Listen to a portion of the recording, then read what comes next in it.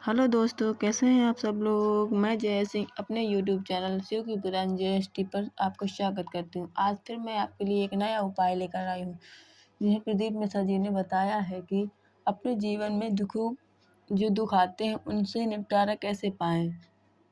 Video को and तक देखिए। जय श्री कृष्ण, राधे राधे, श्री शिवाय नमस्तुभ्यं। आप सबसे निवेदन है, प्रयास करना। जिंदगी में एक प्रयास जरूर करना।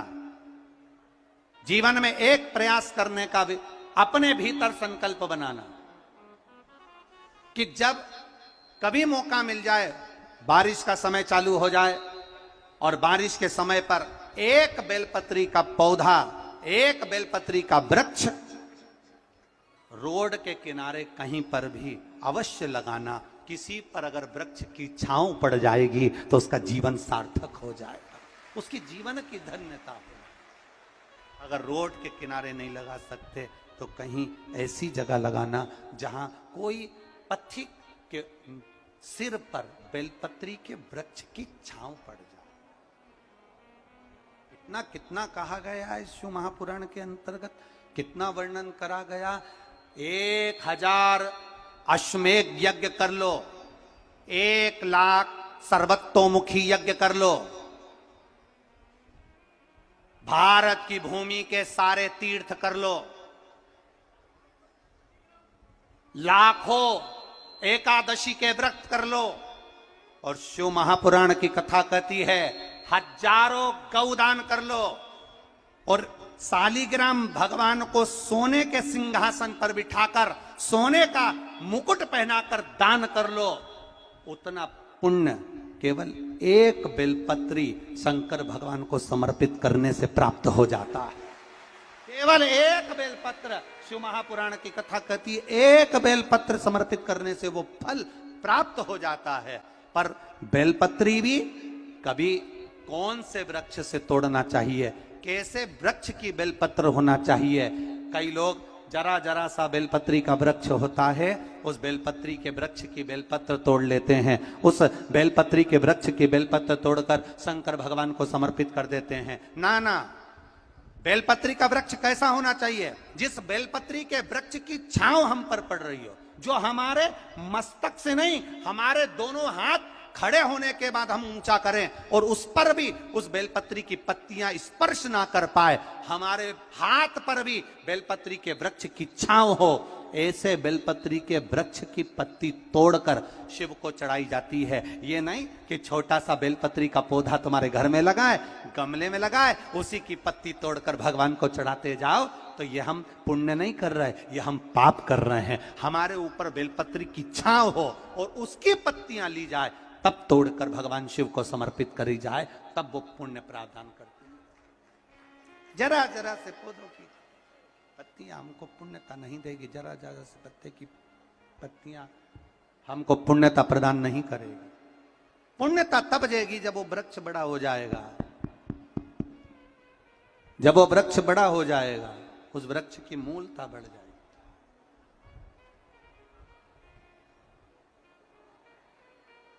उस वृक्ष की आनंदता बढ़ जाएगी।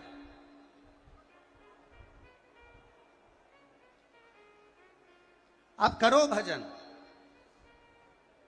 कई लोग यहां बैठे हैं ऐसे, ढेर सारे, एक दो नहीं, यहां पर बहुत सारे ऐसे बैठे होंगे।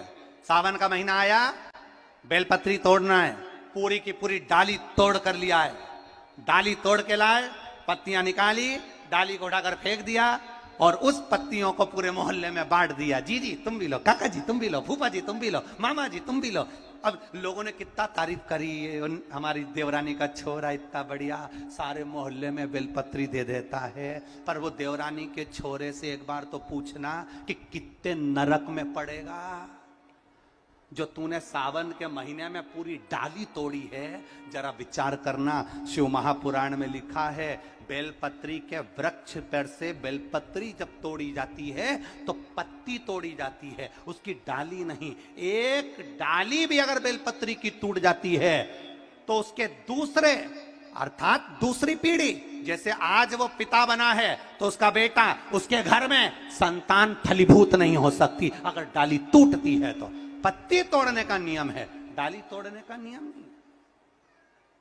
पत्ती तोड़ने का नियम है, अब पत्ती तोड़ो चढ़ाइए, बेलपत्र लाइए चढ़ाइए, पर डाली तोड़ने का नियम हमारे यहां वर्णित नहीं करा गया। डाली तोड़ने का नियम हमारे यहां नहीं बनाया गया। शिव कथा कर रही है, भगवान शंकर का संवाद करा है, शिव महापुराण की कथा कर रही है, हमारा किया गया भजन, और भजन में भी श्रद्धा और विश्वास की मूलता, भरोसे की मूलता, दृढ़ता। एक बात अपने जीवन में उतारिएगा, जब विषम परिस्थिति में फंसे हुए हो और ऐसा लग रहा है कि हम बहुत बड़ी समस्या में उलझे हुए हैं और इससे निकल नहीं रहा, या बहुत बड़ा काम है हमारा, हो नहीं रहा, चाहे प्रशासनिक हो चाहे अन्य कोई चीज का हो, कुछ मत करना। एकांत के शिव मंदिर में जाइए, अगर एकांत का शिव मंदिर भी नहीं मिले तो एकांत में कहीं छोटा सा मिट्टी का शिवलिंग का निर्माण करिए, पार्थिव शिवलिंग का निर्माण करिए, पर करना एकांत में, घर के बाहर, किसी एकांत में शिवलिंग का निर्माण कर लो, या तो एकांतेश्वर महादेव पर चले जाओ, कोई एकांत में शिव मंदिर हो वहां, या कहीं एक पार्थिव शिवलिंग का निर्माण कर लो, छोटा सा, एक बेलपत्र, बहुत ध्यान से सुनना एकांतेश्वर महादेव का ये वृतांत। जब किसी विषम परिस्थिति में उलझे हुए हो, बहुत बड़ी समस्या सामने आकर खड़ी हो गई है, सबके हाथ जोड़ लिए, सबसे निवेदन कर लिया कि हमारा ये काम कर दो, नहीं हो रहा, सब दूर से मेहनत कर ली है, परिश्रम कर लिया है, परिश्रम तब भी जारी रखना। एक बेलपत्र, एक चावल का दाना, एक सफेद पुष्प, एक शमी का पत्ता,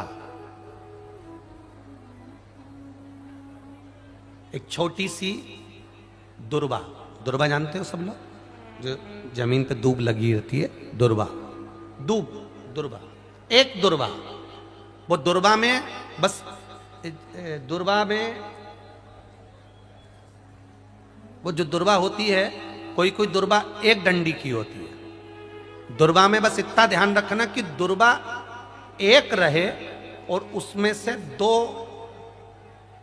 पत्तियां निकली हुई है। देखिए ना आप लोगों ने, पहले बोलो, जम के बोलो, देखा है ना, दुर्वा एक हो और 2 पत्ती की हो, एक ही कहलाएगी।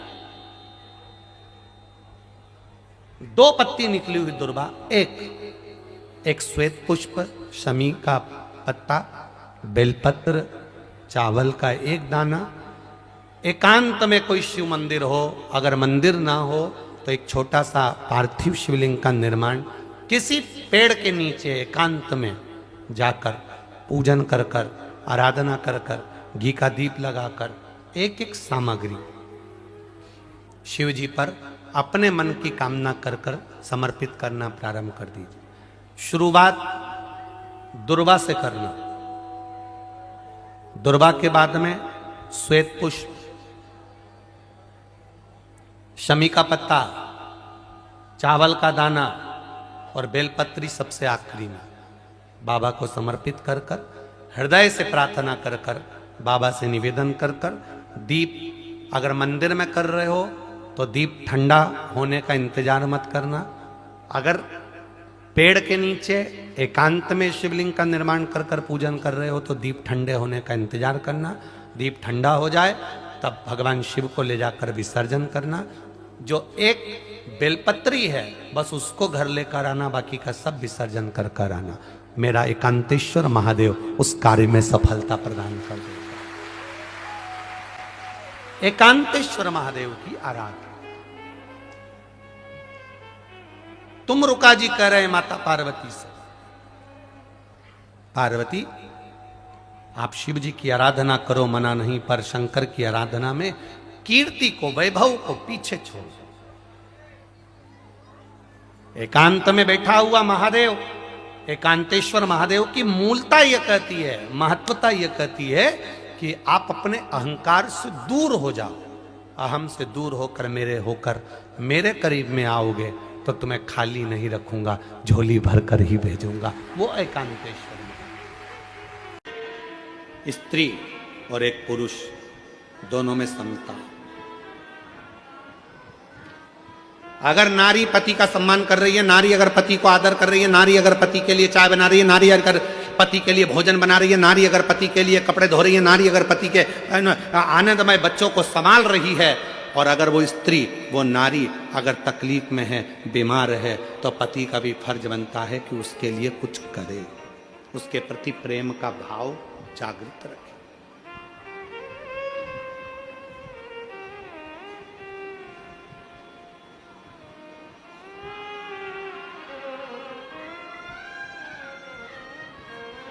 प्यार देखा है कभी किसी ने? जो फिल्म में प्यार दिखाते हैं उस फिल्म के प्यार से हमें मतलब नहीं है। प्यार किसको कहते हैं? कई लोग कहते हैं कि प्रेम था ये वाले देवता का वो वाले देवता से, ये वाले देवता का। बहुत सारे प्यार के किस्से बताए जाते हैं कि भगवान का इन देवी का, इन देवता का, इन देवता का। हम किसी का वर्णन नहीं करेंगे। अगर प्यार देखना है तो एक बार मेरे महादेव और माता सती का प्यार देखिए कि सती के प्राण छूट गए, उनके शव को कंधे पर धारण कर कर तांडव मचा दिया। ये मेरी पत्नी है, ये कैसे मर गई? दक्ष प्रजापति, इसको मैं प्यार करता था, प्रेम करता था, ये सती कैसे चली गई? दक्ष प्रजापति, मेरी अर्धांगिनी है सती। दक्ष प्रजापति, तूने कन्या दान कर दिया था, उसके बाद तेरा हक चले गया था, पर ये मेरी पत्नी है। तेरे घर में आकर मेरी पत्नी के प्राण कैसे छूट गए? कितना क्रोध भर गया था शंकर भगवान को कि ससुर का बकरे का मुंह बना दिया। इसको कहते हैं प्यार, इसको कहते हैं प्रेम। जो आज तक अपनी पत्नी को नहीं भूल पाए भगवान शंकर, इसलिए अपने तन पर भस्म चढ़ा लेते हैं, उस पत्नी के शरीर की राख आज तक लगाते हैं। आज तक अपने शरीर पर भस्म चढ़ा रहा है। और यहां आज के जमाने में मैं तुझसे बहुत प्यार करता, और मालूम पड़े पत्नी मर जाती है, 4 साल बाद दूसरी की देखना चालू कर देते हैं, दूसरी देखना चालू कर देते हैं। देखो अब शादी तो करना पड़ेगी, शादी तो करना पड़ेगी। जब तू तो कहता था मैं तेरे ऊपर फिदा हूं, मेरी जिंदगी तेरी है, मैं तो तेरे बिना रह नहीं सकता, मैं तो तेरे बिना 1 मिनट नहीं रह सकता। और मालूम पड़े आग लगा के आया शमशान में, और रात को ही शादी.com पर ढूंढना चालू कर दिया। रात को ही शादी.com पर ढूंढना चालू कर दिया। फिर देख रहा है ये कैसी है, वो कैसी है, वो कैसी है, वो कैसी है। अगर प्यार करना है तो मेरे शिव जैसा प्रेम करिए। शंकर भगवान ने ब्रह्मा जी से कह दिया था सती चली गई है, अब शादी नहीं करूंगा। हजारों वर्ष की साधना करने शंकर जी बैठ गए। तब ब्रह्मा जी ने जाकर समझाया, शंकर भगवान को बार बार सूचना दी कि सती मैया पार्वती के रूप में प्रकट हो चुकी है, पार्वती को स्वीकार करो, ये सती है, ये सती है, ये सती है। शंकर भगवान ने 1000 बार पार्वती जी की परीक्षा ली। क्या ये मेरी धर्मपत्नी सती है जो चली गई थी? 1000 बार भगवान शंकर ने परीक्षा ली, और 1000 परीक्षा में माता पार्वती जी पास हो गई। तब शंकर भगवान ने पार्वती को अपनी अर्धांगिनी बनाया। तो भी कह दिया, सुन ले पार्वती, तू भले ब्यूटी पार्लर में तैयार होने जा, तेरी शादी में तू भले ब्यूटी पार्लर में तैयार होने जा, तू भले कितने भी अच्छे आभूषण पहन ले, तू कितने भी अच्छे जेवर पहन ले, पर शंकर भगवान ने कह दिया पार्वती, तू भले मैं तुझसे शादी करूंगा, मना नहीं है, मैं तुझे अर्धांगिनी बनाऊंगा, मना नहीं है, पर मैं सबसे ज्यादा दिल तो एक को दे चुका हूं, वो मेरी अर्धांगिनी सती थी, उसके बिना रह नहीं सकता। इसलिए तू भले पार्लर में तैयार हो, पर मैं तो भस्म से तैयार होऊंगा, मेरी पत्नी को लपेट कर अपने शरीर पर फिर तेरे दरवाजे पर, फिर तेरे दरवाजे। ये प्यार है। तुझे ना देखूं तो चैन मुझे आता नहीं, तेरे सिवा कोई मुझे भाता नहीं। सिवा कोई भाई नहीं रहा।